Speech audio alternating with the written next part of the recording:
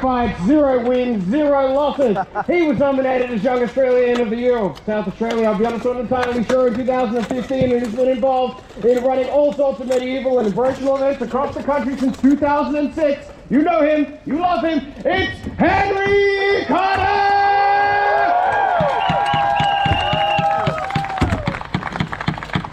And taking on this particular individual is somebody who has been inside the sport of bowhead and armoured combat since 2018 with a record of, I actually don't know how many times so far, but it's a lot. In any case, we'll be getting on and giving Henry a little bit of his first stage into armoured combat. So everybody give him a large round of applause.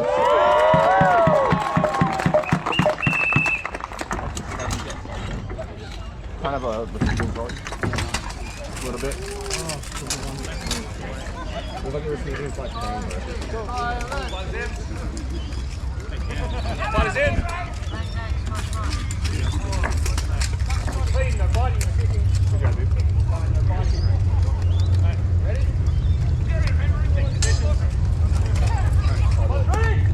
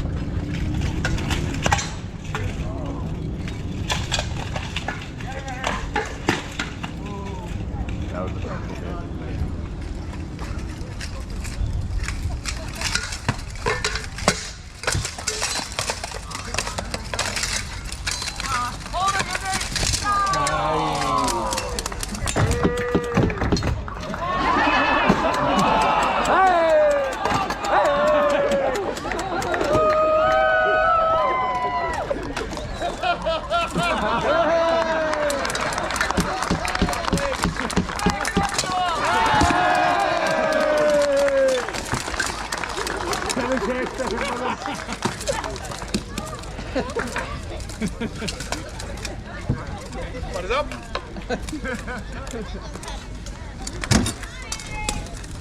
Go Henry!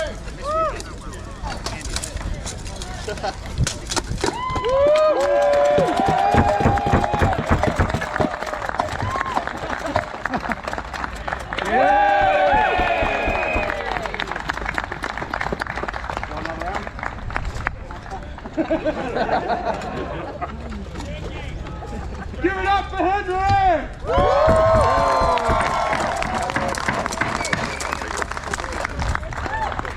Alright, cool, fine. You alright? Jump in. Go, Reed! Go, Willow!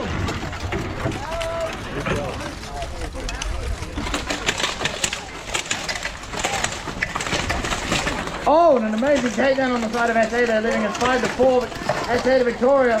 Dinky doing his best to save Cam, his teammate there.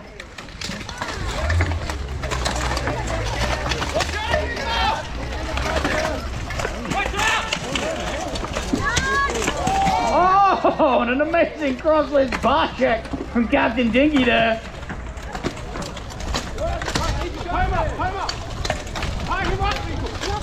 Pete and Drew, crowd side, great engagement, a massive grappling contest. Cam doing his best to square off with the 6-foot amazing Cam. It's a Cam on Cam fight here in this right corner.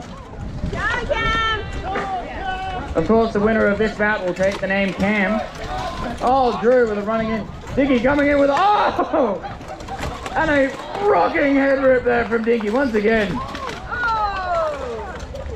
They say lightning doesn't strike twice, but Dinky sure does get 3 crossless head rips.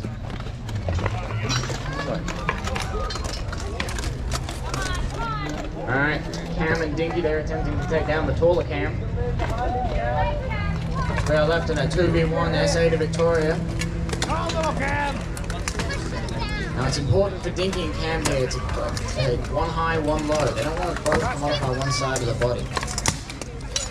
Go, Cam! Dinky tying up Cam as the smaller Cam, the brains blows on him.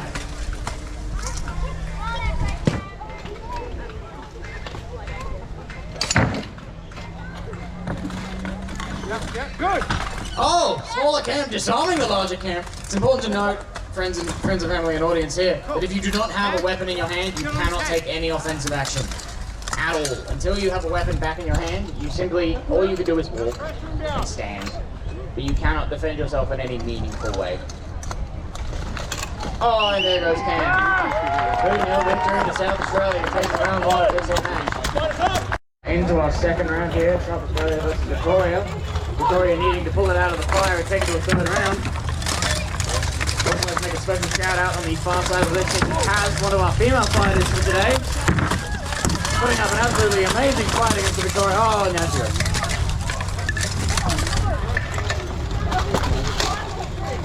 Things not looking great here for the South Australian side as they are 3-5.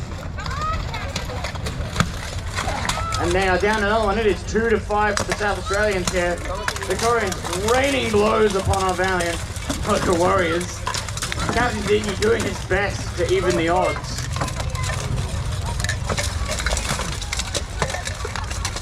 While his fellow comrade Pete does what he can in the corner, fighting off 2 of the other Victorians. Pull him over. Pull him over. Dinky appearing to be on one leg. Work your toes. His other foot pinned between the knees of Cody. And down goes Dinky, and down goes Steve. Taking it to a 5-0 contest for Victoria, taking us to a third and final round. Starting us off on our next round of Victoria versus South Australia. Once again, Taz, our female fighter, on the right flank here. On the riverside flank. Doing her absolute best to fight off Cody. Dan, Dr. Xylophone Cooper crossing the list and delivering sweet justice. Dinky putting that traitorous South Australian in his place. Oh, and another Victorian down. We are 5-3 South Australia to Victoria right now. Oh, Rampage of headbutts there from the Victorian, but also putting a stop to that. Sassy now attempting to deal some sweet blows to Captain Dan Cooper there. Dinky doing his best to wrap up Dr. Xylophone. Sassy now looking for his opportunity.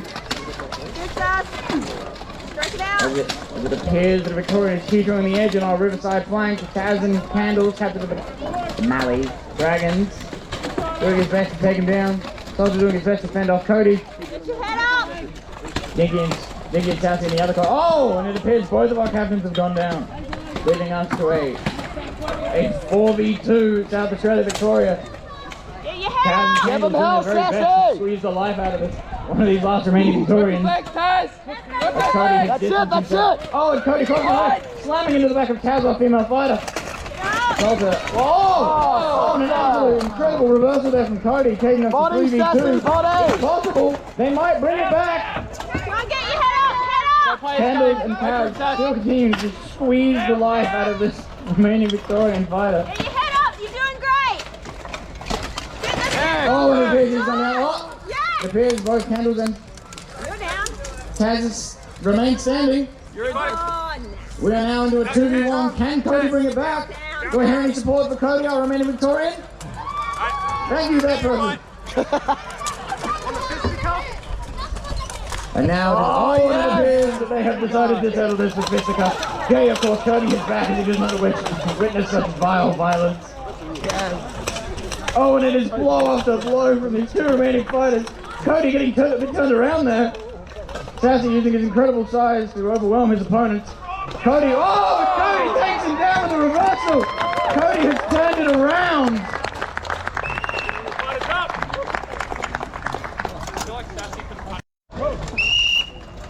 And we are off into our next round.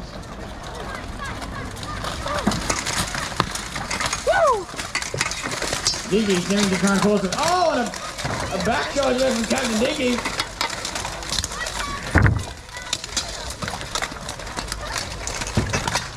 Sassy now trying to lock down Dr. Xylophone in the corner. Oh, we are 2 down on one side.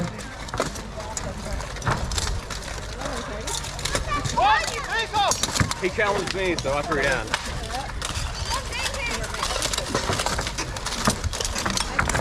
As you can see, folks, things do tend to break down into a series of 1v1s. We didn't lose the single round. Not the most efficient technique most of the time. We tend to like the unfair advantage of 2 or even 3v1. When they call it honorable, we call it teamwork.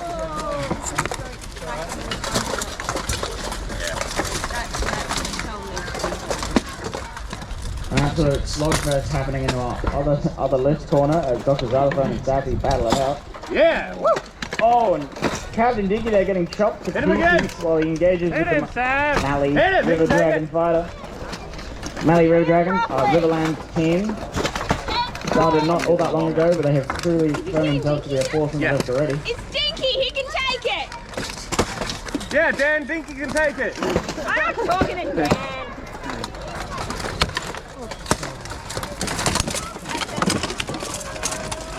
Nice, Dan! Nice, Dan! Watch your ankle. Sam, get the legs, the legs. Legs, man, legs. There's nothing but bunch of 120 kilo out there.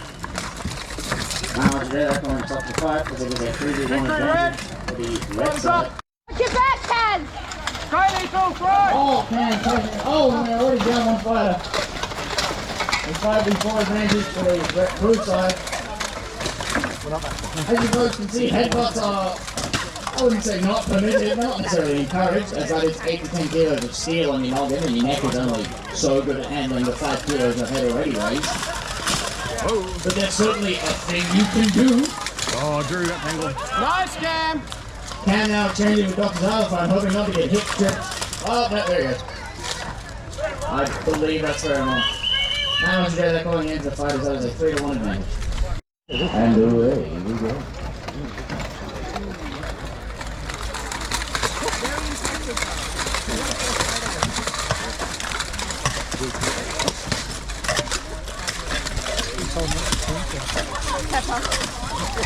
And hold it down. Hold it, keep your head there.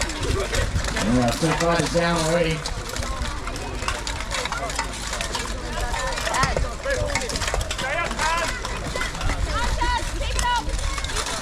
Good number folks, we are putting these fights on with little to no breaks in between, and these are 40 kilo suits of armor. Can I have some encouragement for our fighters? Yeah. Not only are you 40 kilos heavier than you should be, you're fighting for your life against 5 different people. Round after round after round. And that is first of our 3v3 competitions. So it's a little more subdued than the 5v5 division, but still just as tactically sound. Still source and active combat situation.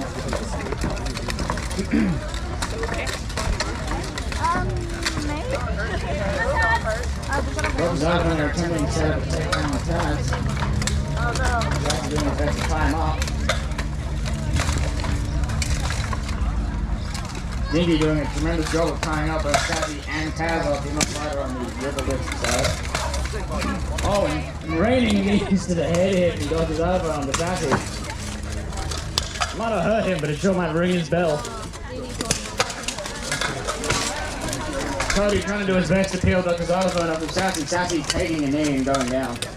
Taz trying her best to get out from under the grip of Dinky. Cody truly seems to be stuck between a rock and a hard place. 3 on 1 there. Oh! Sending him out of the list. What's that big man in your ear for? Oh! Nathaniel being an absolute tank of a man. Here he comes. Oh! Crashing into Daniel Cooper there. Dinky doing his best to support him. Sassy and Big Power on get Mallee Dragon Luke. Daniel walking around like he owns the place after a performance like that. He just might. Don't have leg anymore. Sassy and Big, they're doing their best to contain Coral Mallee Dragon Luke there. Dinky attempting to get a hit through that, and heavily leaning on the lift to kind of bounce that. Dan currently has a weapon in his hand. He's reaching for his blade. Not able to quite get it out just yet. Move there from the Mallee Dragons doing an amazing job of withstanding an almost 3-on-1 situation. Really stuck on that list. Push him back. Speed, go help Dan. Speed, go help Dan. That's on your team, right?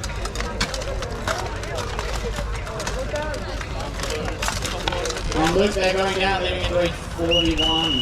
And stop fight! Oh!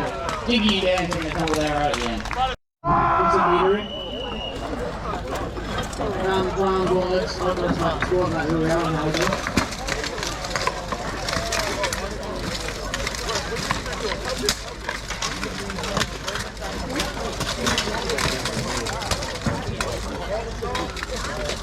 Oh, two cars leading to now moving this way.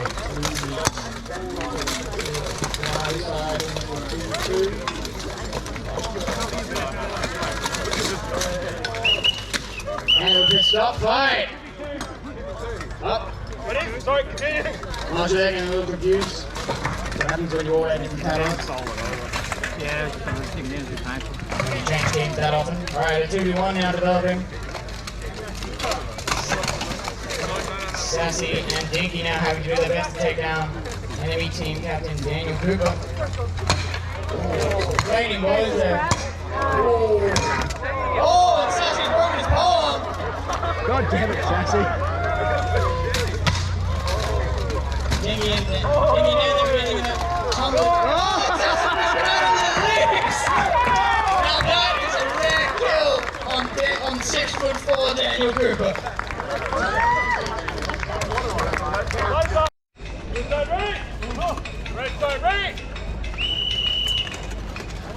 And they're off, moving up in a standard 2-1-2 formation as they come across. Cody's moving out there, dance on with a big bar check for Kent.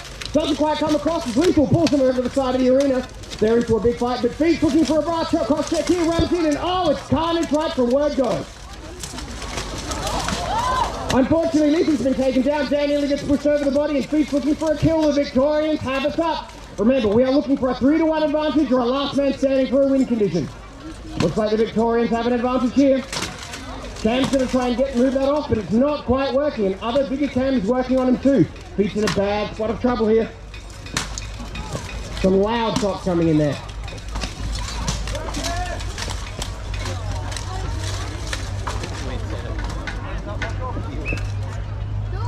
So we're getting a break fight here from the referee, and we've started again. Oh, and Feet's been taken down. That's 3 versus 1. Round 1 for Victoria.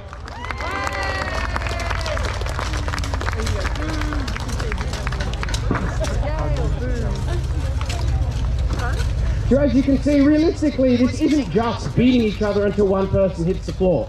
This is a sport, and we tend to use quite a lot of different schools of martial arts, right? So we use a lot of HEMA and sort of striking arts as far as the weapons go. A lot of manuals like Lichtenauer and similar things. And if you want to see a lot of good displays of that, the Adelaide Sword Academy is a great view on that particular aspect. But we also train a lot of things like judo and sambo that sort of translate to a lot of these armored throws. So now it looks like we'll be going to round 2 for the best of 3. As soon as they fix the armor. Now it's very important that the armor is fully covering all of the competitors as soon as we get in. That's why the masters are checking them each time they enter the field. Red side ready? Coming up with some tactics here, similar to, like I said, our gridiron origins for this sport. Coming in, Cody's moving out wide, but Cam with a big giant leap, and Dan coming up with a big push, doesn't quite manage to bring him over. The battle's gone to the corner here, and there's an absolute brawl happening on the far side of the list. Feet looking for a big charge, but nothing. Oh, and it looks like Cam is down. He's lost the gauntlet. At any point at which you lose a piece of critical armor, you are out. You must take a knee for safety. Big shots coming in here from Daniel Dr. Xylophone Cooper. We call him that because if you give him a chance, he will play your ribs like xylophones with that big heavy axe. As far as it sounds, every time you hear one of those big hits, if you hear a large metallic clang, it's actually not so bad. It means the armor's working. But if you hear a dull thud, that means it didn't hit the armor. It hit the person. That hurts. And there goes Feet down. That's a round for the Victorians. Round of applause, everyone.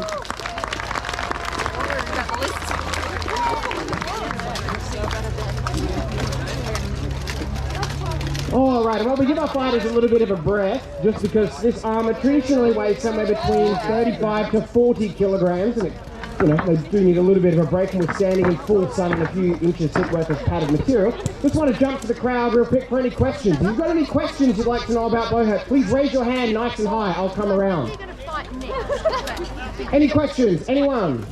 They just go put the rest of it on. Cody has questions, but he's fighting. I'm not going to ask him anything. Behind? Question here. Are there any illegal weapons? So the question was, are there any illegal weapons? The answer is yes. So, traditionally in medieval battles, right, the things that killed you was thrusting, right? Armor is really protective. In fact, just to illustrate, Cam, Dan, could you turn to sort of face away from Cam? Cam, could you give Dan Skirath a couple of good smacks for us here? And Dan, while that's happening, can you feel any of that? I can. I'm feeling a bit of air knock out, but nothing that'll put me down. So there you go. He's feeling the air moving out of his brick. That's actually giving him some nice breeze. Well, there you go, right? So as far as the pain goes, the armor is actually very good at blocking it, right? So the only illegal weapons are the ones that are going to kill you while we're doing this sport. So there's no thrusting, which means there's no spears, right? Those of you who are familiar with your Flemish history as well, it means there's no golden guards, nothing designed to pierce, so we don't use pikes or halberds, anything like that. All of the weapons that we use are blunted, and the only striking zones that you're allowed to hit is everywhere except for the groin, the feet, the back of the neck, and the back of the knees. That's another reasonable point from Marshal J. So things that we call can openers, designed specifically to crack armor, so things like warhammers, spectre carbines, those are also banned. So that's where you see a lot of axes, swords, maces, and polearms in this sport. Alright, I think we're ready off to jump in for another round. We've had a few subs on the South Australian side. We've got the captain of the Mallee Dragons, Paul Chandler. We call him Candles! Let's see if they can even up the sides.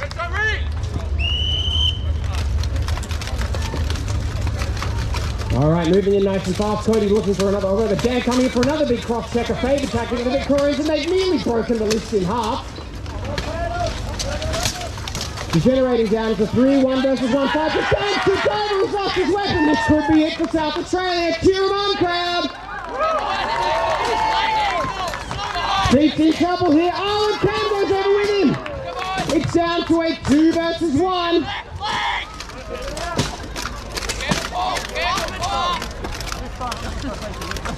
They're looking for a play here, but they don't want to have any of their fighters go down. Cody, the Victorians, in trouble here. Cheer him on, guys!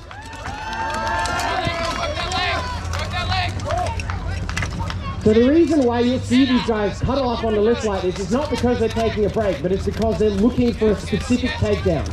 There are certain techniques which are more effective than others at what they're trying to execute. Lethal, left leg, his right one. So that's the calls coming across. They're trying to set up something called a hump and bump, which for those of you who know your judo is very similar to an Soto Gari against the rail. But Cody's quite an experienced fighter and he's not making it easy for him. Push, push.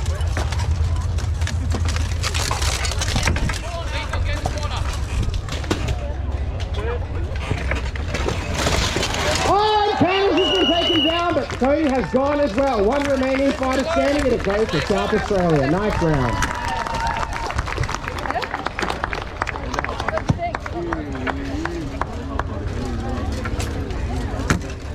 You may notice that some of our fighters are carrying what look like spare weapons inside of their belt loops, and there is a reason for this.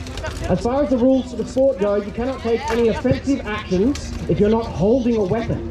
So this means if you are disarmed, right, similar to how it would have been in knightly combat, if you drop your weapon, if you lose your weapon, you're actually not allowed to hit or fight anyone. The only thing that you can do is stay up and alive. But if you have a spare weapon in your belt, you can retrieve it and continue fighting.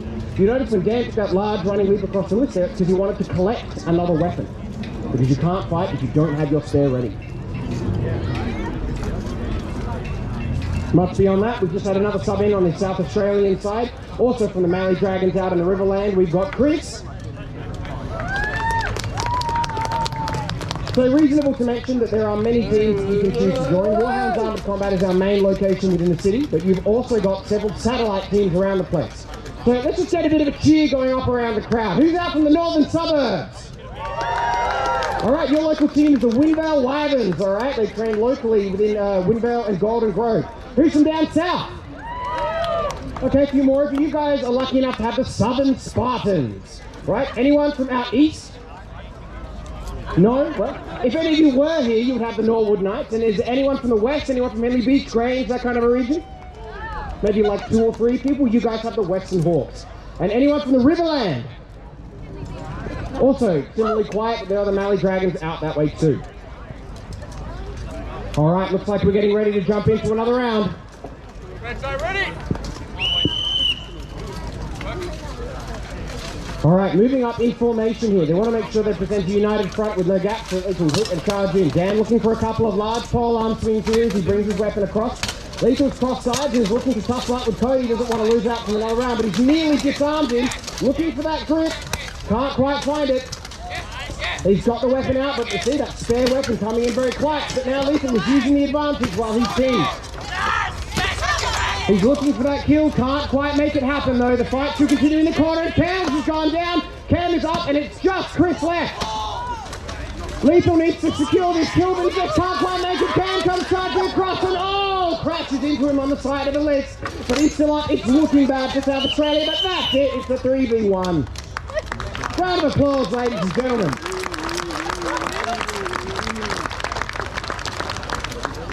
All right, while our fighters are starting to recover, does anybody else have any questions? Hands up nice and high. Down here. Hold on. We've got a few. I'll come around. Keep your hands up if you've got questions. I'll answer them as we come around. Young lady across here, what's your question? Do we ever get hurt? That's a good question. So, as far as the official injury rates for this sport go, we're actually between somewhere of football and golf. So I suppose the way that I like to explain it best is realistically in terms of injuries. When you go out to play a game of football, you can end up with 50-50s, you can get tunneled, you can cop knees to the head, because you're going out there to kick a ball around, right? You're not expecting to get punched in the head. When we jump into the lifts, our wooden arena, we're expecting to get beaten with 6-foot-long axes, so we dress appropriately. So injuries are actually quite rare. The majority of injuries that you'll see will be things from unexpected stuff, right? So somebody falls over and then trips and catches a knee as they go down, right? Which is similar and inherent to a lot of other sports. But great question. We have some more questions across here. Yes, young lady, your question?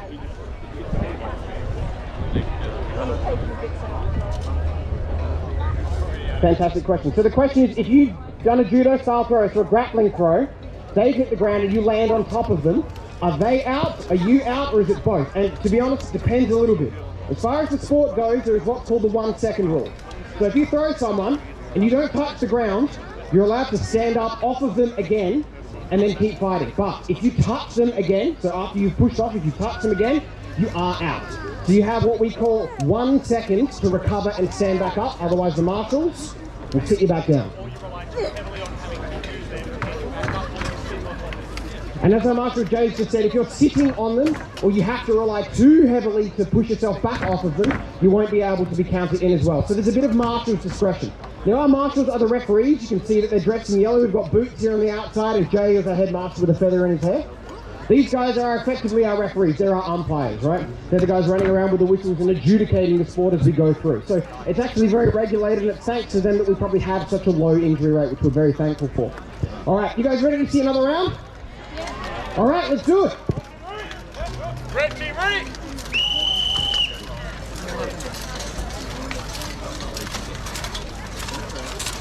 All right, moving in and across, we've got Chris, who's cross-side, looking to hunt down, but Cody's holding his tail. Nearly manages to push him over, and they try to decide to sweep him over, but it just doesn't quite work. Luke stays on top of him, but Chris is eating it.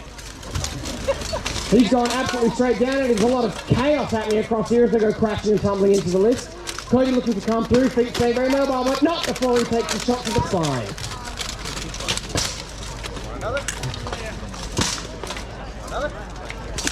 That's very polite. Cody's asking him if he'd like to be beaten again. Feet keeps answering yes for some reason.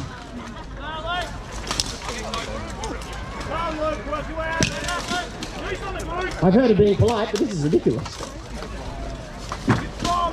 Big grapple going across here. Fighting larger opponents usually is more challenging, but that doesn't necessarily make it impossible for you to take someone down as a smaller fighter with your lower center of gravity. You've just got to make it work. And feet has gone down. That's 3 aside, off to the Victorians.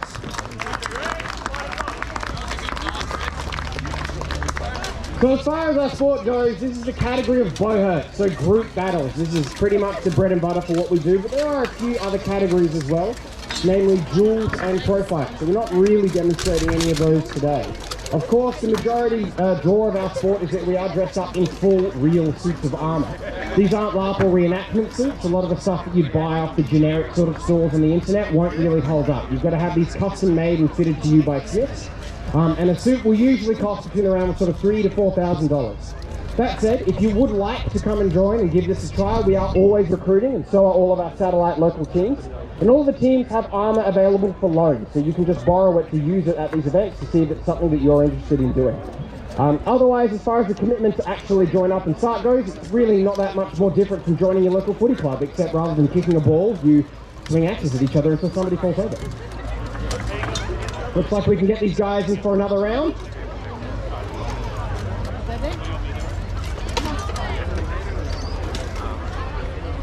All right, crowd, let's give them some enthusiasm. It's starting to get tired. Let's pep them up. Let's hear it for our fighters.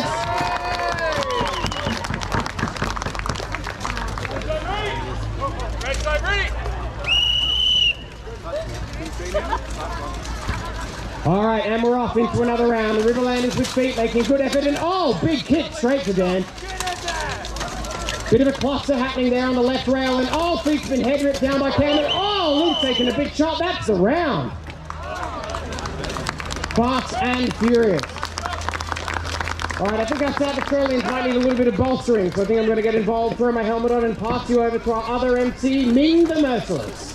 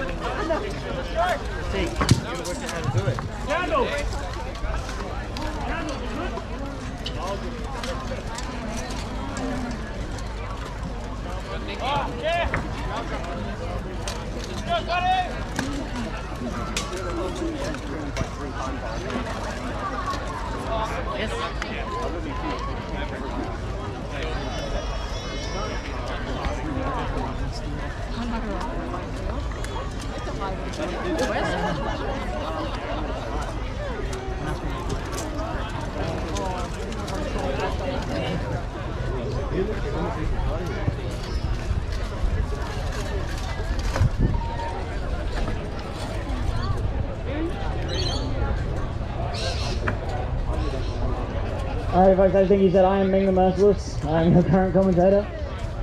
Some of you might be thinking questions about the positions we have here within the field.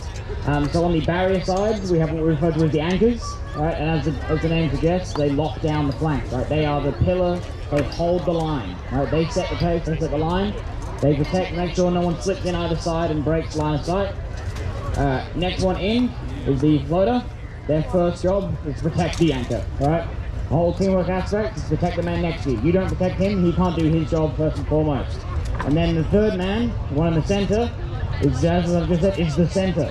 He is the agent of chaos. He's the free agent. He is the one that decides where and when the fight takes place, right? Because otherwise they are locked into lining up in a 2v2 configuration. He then breaks through and forms a 3v2, as you call a micro 2v1. He helps his teammates in these types of situations to overpower the opponent, because the hardest person to fight is the one you don't know you're fighting. Right? So if you're too focused on fighting the person in front of you, and center sneaks up behind you and head rips, which is the term of grabbing them from behind and reaching them down as hard as you can, that's the head rip. You don't know you're fighting them, or you can't resist it.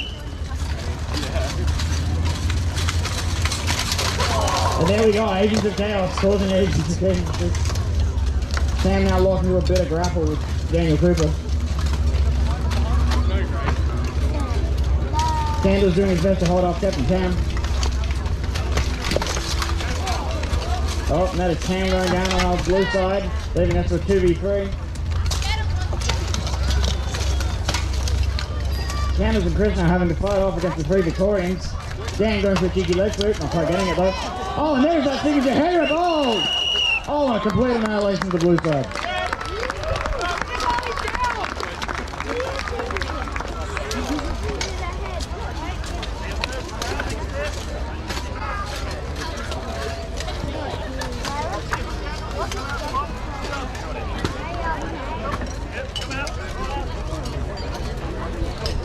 This sport puts you in the unique situation that we like to refer to as field awareness, right? A lot of other combat sports is traditionally only a 1v1 situation, so you only ever have to focus on the person in front of you. But in this sport, when there's four other people by your side and 5 other people facing off against you, you can't get too locked in for too long, because otherwise, well, then one of 4 other people might come along and ruin your day, as you've just seen. So field awareness is the name of that tactic. Red team ready?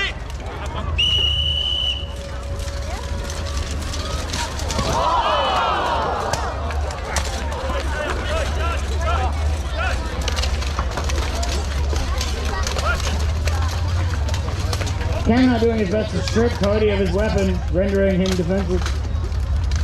Captain Cam almost lifting Chris entirely off the ground via his thigh. And at the end of that round already. After Dinky's tremendous tumble into the dirt.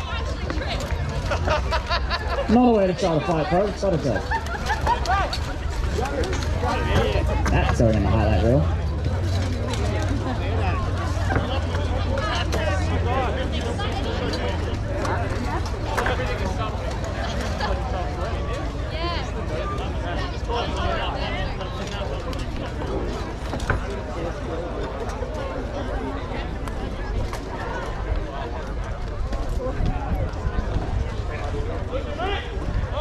Red team ready?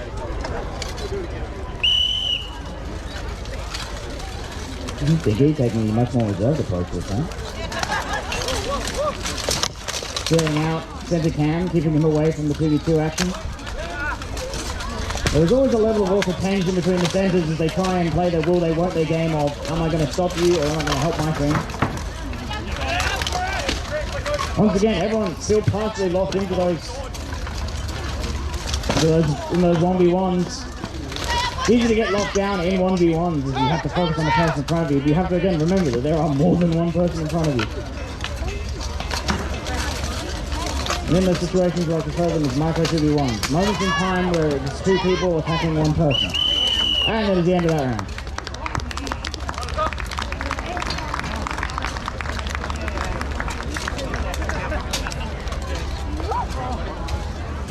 As Dinky mentioned before, our primary method of taking an opponent down is judo or jiu-jitsu throws. Of course, we're lacking the distinct gi clothing to grab onto, so we have to grab more of the whole person than just the thing in front of us.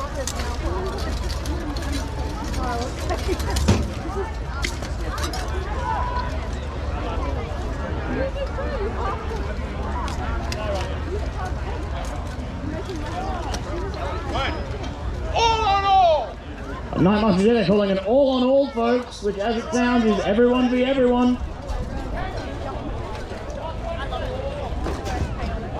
Sometimes we see allegiances form, sometimes we see bitter betrayals. We'll see what we see.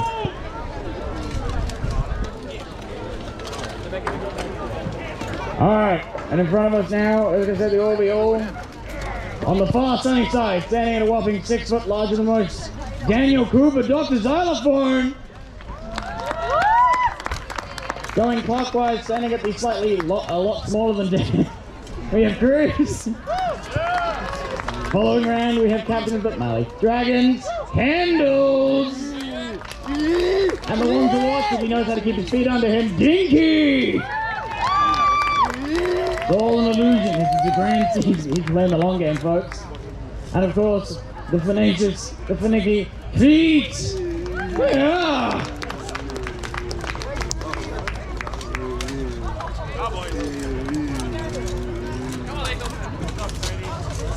Late entering the list, we have Cody, Lone Texas Ranger. As you can see, folks, it is primarily a good idea to take the edge of the list, as you only have to watch about 180 degrees of view. Cody here has decided he doesn't want to do that. He wants a full 360 of engagement. Let's see how that goes for him. We've got another one coming. Lethal, the tank, the unit, the man, the myth, the concern sometimes.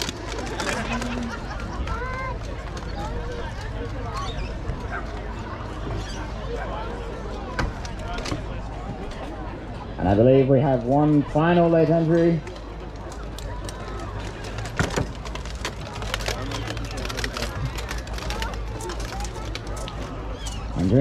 Entering the list last is Luke, the man who had a nose but lost it. Orbital, let's make some noise!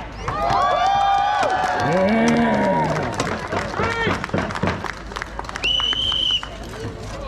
8 go in, 1 remains. Who will it be?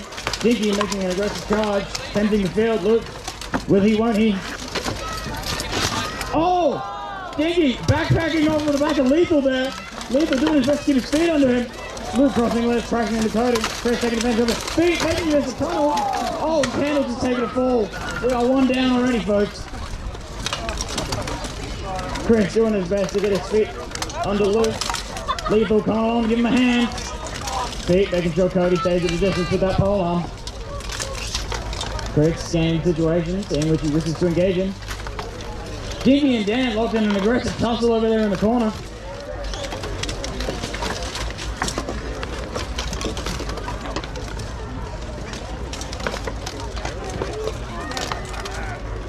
Lethal has become a free unit, making his way over to the shady corner.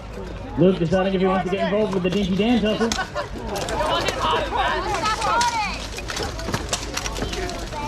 gotta be there, work him. An absolute cluster going on here in the corner. Come on, work him. As each man leans on the other for support. Luke crossing legs, what's he going to do with it? Oh, the flying crossbar! Lethal not happy about that, swinging his way to freedom. Luke almost successfully getting a hip trip there.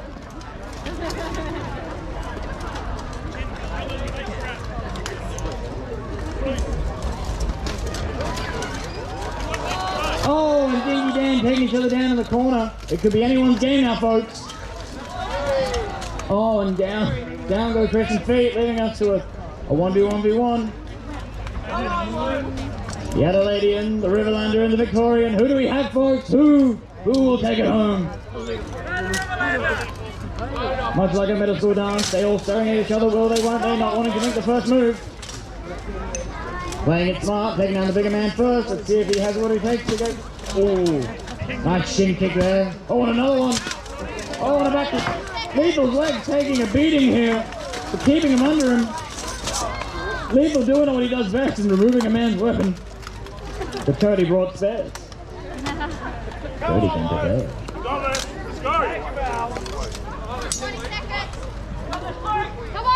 20 seconds remaining in this match, folks. Who do we think is going to take it home? Will it be Lethal, the man, the myth, the unit? Will it be Luke, the noseless Riverlander? Or will it be Cody, the foreign invader?